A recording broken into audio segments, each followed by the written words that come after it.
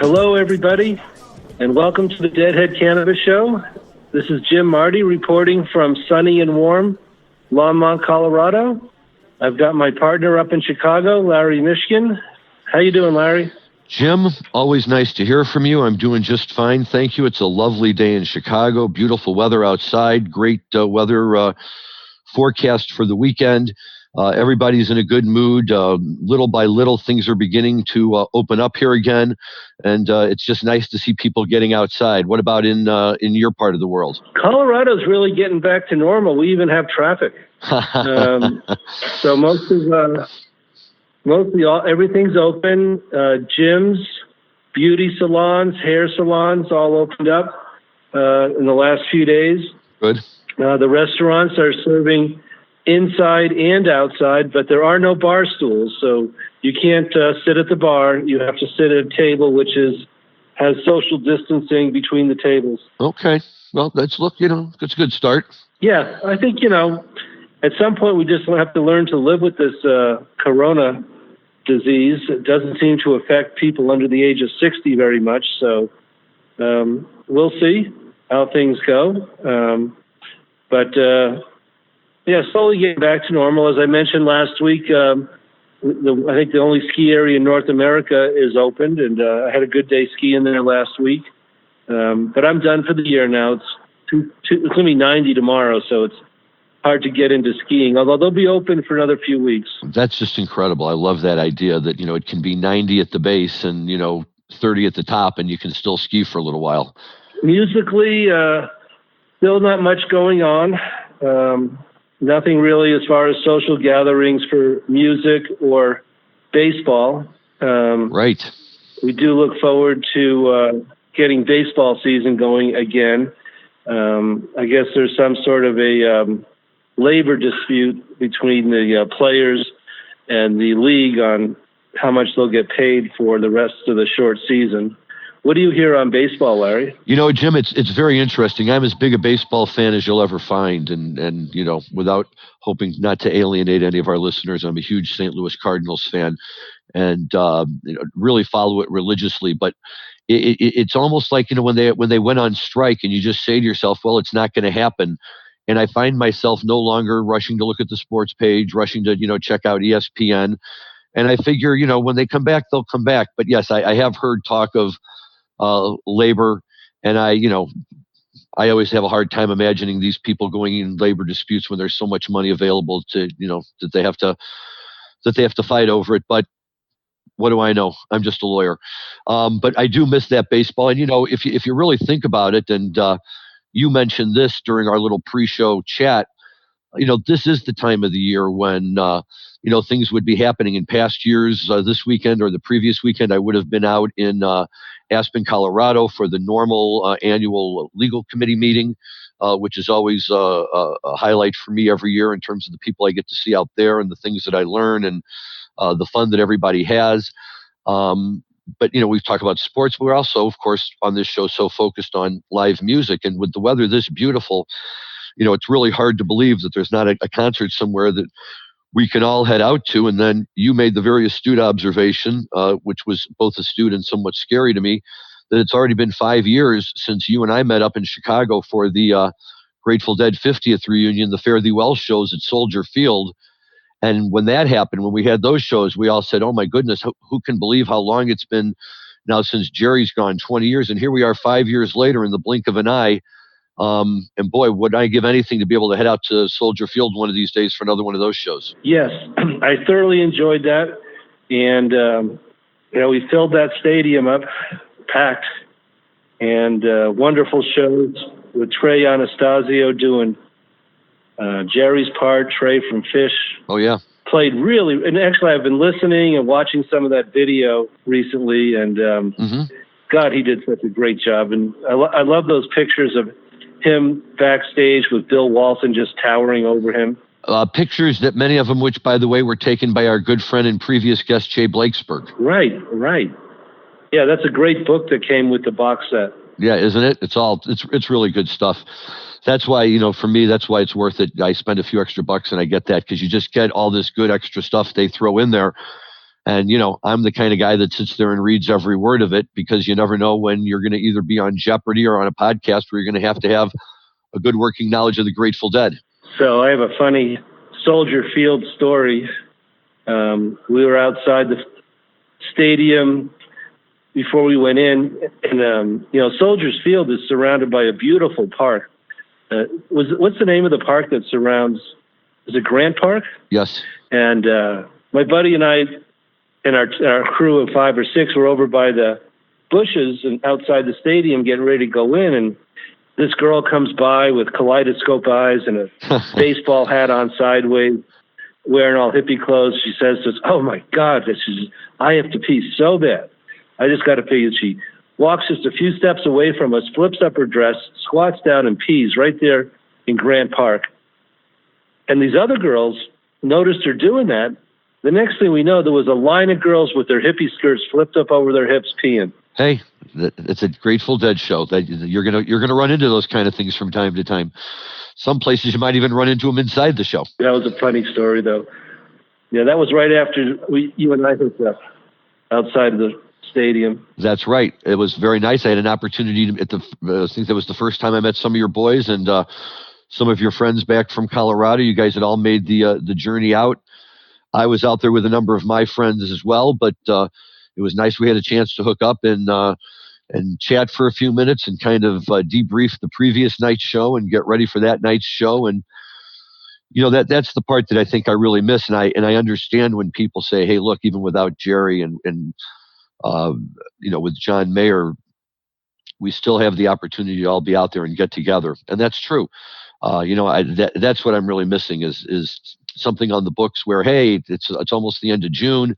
We in fact this weekend or next we would have all been going out to Wrigley Field for the shows that had been scheduled here, and now we know it's at least a year off before they'll play in Wrigley Field again, and who knows until when we'll see them again anywhere. Oh, I think we will. Yeah, I'm kind of missing. We'd be coming up on the last weekend of June is traditionally 3 Widespread Panic shows at Red Rocks. Right. So I've been listening to some Widespread Panic. In fact, our son Jack posted a video of him playing the Widespread song Peas. Uh-huh. And David Schools tagged him that he liked it. Wow. Okay. Well, that's impressive. David Schools, for our audience, is the bass player for Widespread Panic. Who's known both for his large girth as well as his incredible bass playing. He's really something special up there. He's, I guess it's fair to call him the Phil Lesh of Widespread Panic. Yes. There's nothing like seeing David Schools in Widespread Panic at Red Rocks with him leaning back, his legs spread, his feet spread wide, his big old bass on his big old stomach, and he can just fill up Red Rocks with those big bass notes. Yes, he does. He's something special, and they are a lot of fun. I've never seen them in Red Rocks, but if they ever get to do it again, that will be something that I will have to really look towards having an opportunity to go check out and see. Yes, it's very fun. Yeah, because they do Friday night, Saturday night. They wrap up about midnight, and then on Sunday they start the shows at 5 or 6 p.m. So the first set is in broad daylight, and that's always a lot of fun. Yeah, that's what they used to do with the Dead up at Alpine Valley. They would start the set late afternoon, so the first set would be outside in the sun. And I always felt bad for Jerry because, like in any venue, they don't want the sun shining on the eyes of the audience who are trying to see the stage. So the sun would come in over the audience's head and hit right down on the stage. And just at the hour they would start those shows, the sun would just be beating down on the stage. And Jerry would come out with those shades of his on. And, my buddies and I used to get a kick out of it because he'd be up there playing and we'd bet how many times, the glasses would slide down his nose and he'd just have to, barely in the flick of an eye, punch him back up on his face and get right back down there and playing again. And, then the second set, of course, it would be darker and then all the lighting from the theater would pick up. But, yeah, those summertime shows are really special, and you don't realize how much you miss them until you're not going to them. Yeah, it's the same thing at Red Rocks. The stage faces west, so on those afternoon shows, they get the sun right beating down on the stage on them. So, we were speaking about Chicago. how's Chicago doing? And, the dispensaries, I know some of them were looted, and they closed down voluntarily. They weren't closed down because of the pandemic, because I think they were considered essential services. Correct. But give us an update of what's going on with the adult use dispensaries in downtown Chicago. Yeah, so for the most part, what's happening in Chicago right now is that things are slowly but surely beginning to return to normal in the city. There haven't been any problems the last few nights, and I suspect that before long, everything will be back to normal. However, when you say normal, we obviously have to say that with a grain of salt, because what we really mean is back to COVID-19 normal, whatever that was. So, with all these layers on top of each other. But yes, there was some rioting, and unfortunately, some of the dispensaries were targeted along with everybody else. Although, as I like to say, it's unfortunate that it happened, but you can't have an adult use dispensary looted if there is an adult use dispensary in existence in the first place. And, as we talk about it and we say, boy, isn't that a shame? And it is. I don't mean to, to suggest anything to the contrary. There's a part of me that can't help but say, wow, this is amazing. Among all the businesses that were getting looted, we always hear about grocery stores, and they, try to take off ATM machines and all sorts of stuff like that.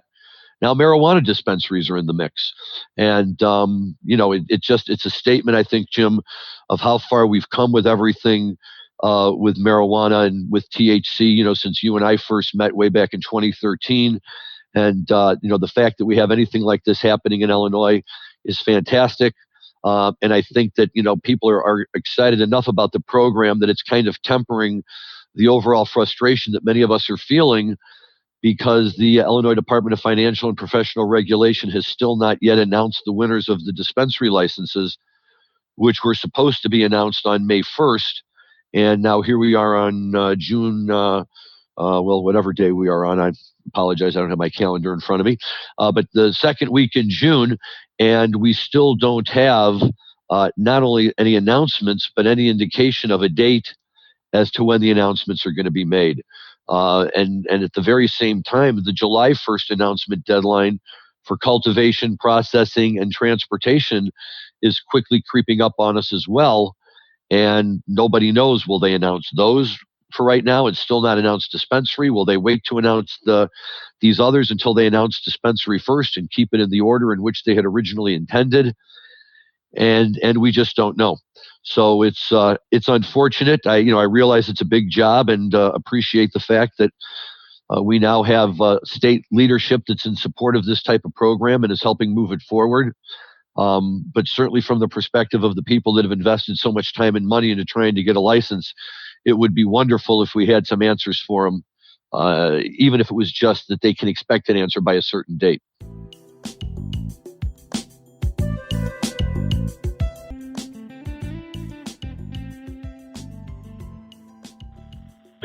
Now, are the government offices and the courthouses in Chicago open and functioning? No.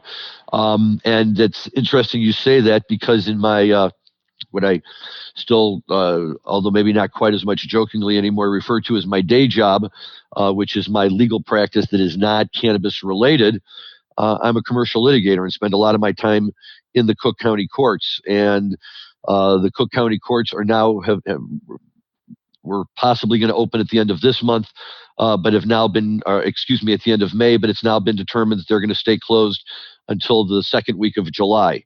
And then the second week of July, they'll make another determination as to what they want to do, and whether they'll be able to open them up. But that's been very frustrating, especially if you have cases that are pending and people want answers on those, and all sorts of stuff. But it's also been frustrating.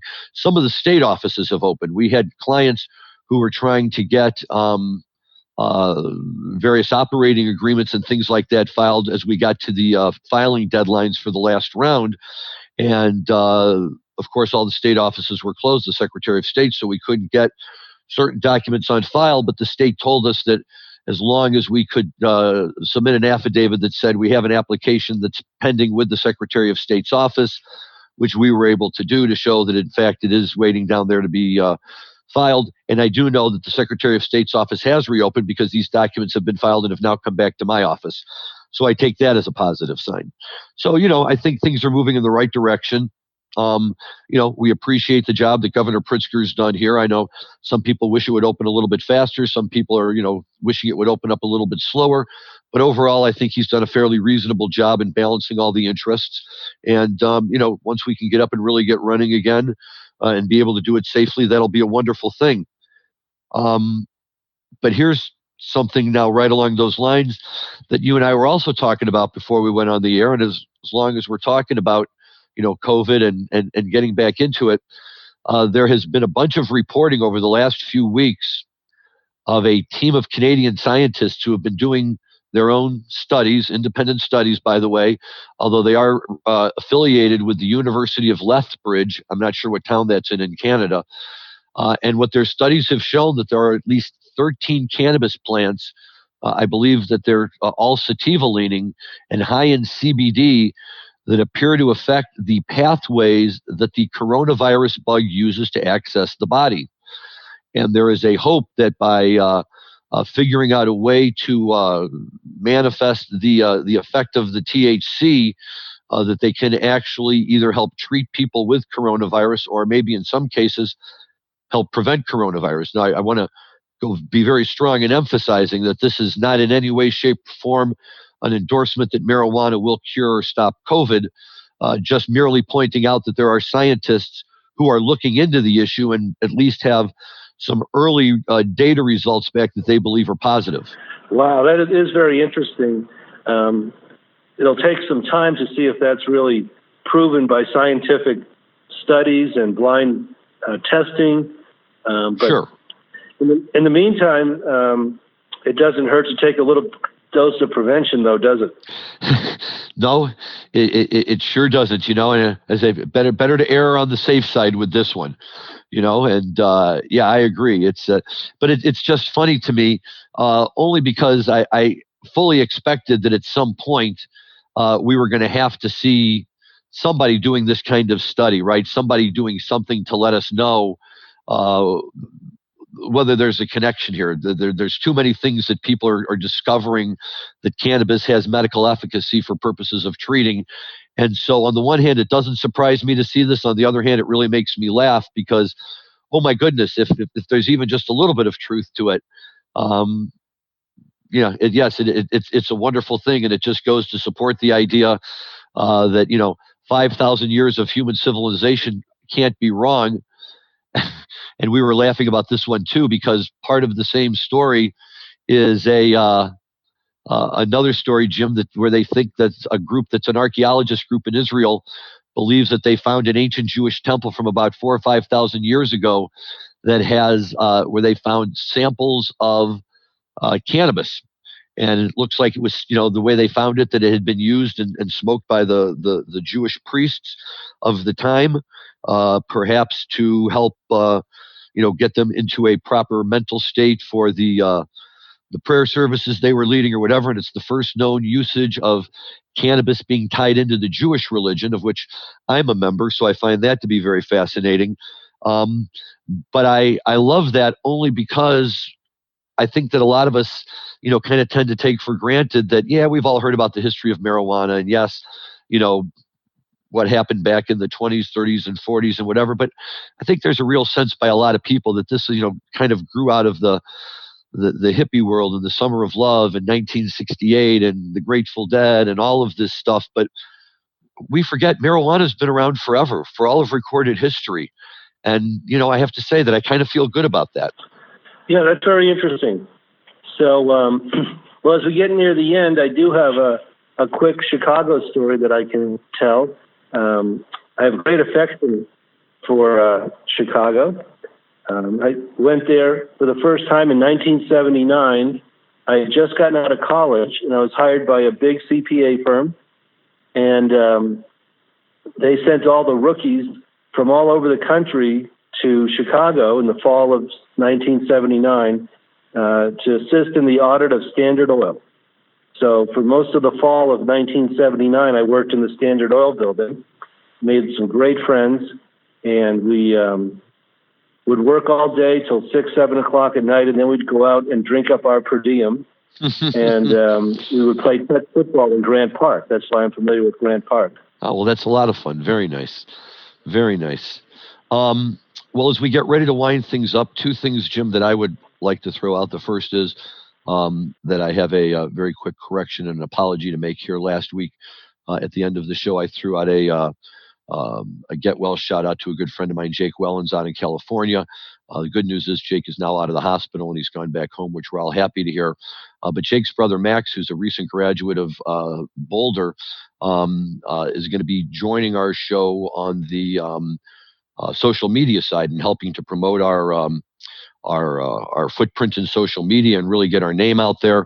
And so I was talking with him today, and in the course of our conversation, he advised me that last week when I was talking about Jake Wellens, I somehow mentioned that he was the daughter of Andy Greenberg. And of course, Jake Wellens would be the son of Andy Greenberg. And I apologize to Jake and I apologize to Andy for that little miscue. But again, the good news is that Jake did make it out of the hospital, and happy to hear about that and glad that he's heading in the right direction. The other thing, and I'm very excited to mention this for all of our listeners, is that our show next week, our guest is going to be Bob Hoban of the Hoban Law Group. And, Bob is one of the early pioneers in legal cannabis and has now positioned himself to be one of the real leaders, both on the marijuana and the hemp side. And he's a guy with a schedule that has him on the road and tied up all the time, but he's been kind and gracious enough to give us a few minutes. So we're looking forward to having him around next week and getting to ask him a few questions. Looking forward to that. Yeah, Bob and I go back a good 10 years here, working on cannabis clients together. We have many mutual clients between Bridge West and Hoban Law. And you have another great attorney over there we should get on the show someday, David Bush, who's probably the leading hemp attorney in the United States. Well, thank you for saying that. Well, yeah, David is a fantastic attorney. He is, and I can even say that he and I had a fun experience last year trying to drive from Minneapolis to Rochester, Minnesota for a Midwest Hemp Expo that somebody thought would be a good idea to have in the middle of February.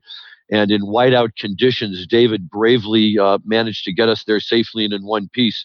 So I'm forever indebted to him as well. But yes, I think he'd make a great guest, and I will reach out to him. Yeah, very good. All right. Well, I think it's time to sign off. Larry, take us home. Jim, always a pleasure. To all of our listeners, thank you for listening. We'll look forward to seeing you all next week. Be safe, stay healthy, and enjoy the Grateful Dead with a little marijuana. Talk to you later. Bye-bye.